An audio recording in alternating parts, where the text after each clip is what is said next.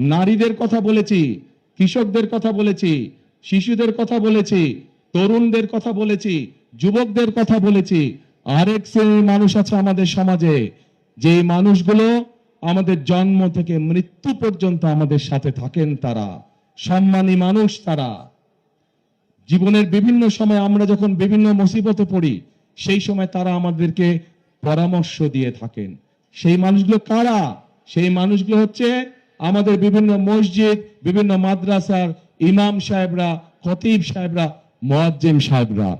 আমরা এই সম্মানী মানুষগুলোর জন্য ইনশাআল্লাহ বিএনপি সরকার গঠন করলে পর্যায়ক্রমিকভাবে সারা দেশে বিভিন্ন মসজিদ মাদ্রাসার ইমাম সাহেব, খতিব সাহেব যারা আছেন, মুয়াজ্জিম সাহেব আছেন, তাদেরকে আমরা সম্মানী দিতে চাই সরকারের পক্ষ থেকে, যাতে করে তারা সম্মানের সাথে জীবন যাপন করতে পারেন। শুধু তাই নয়, একই সাথে আমরা তাদেরকে বিভিন্ন রকম ট্রেনিং দিব, যাতে করে তারা ভালোভাবে জীবন যাপন করতে পারেন।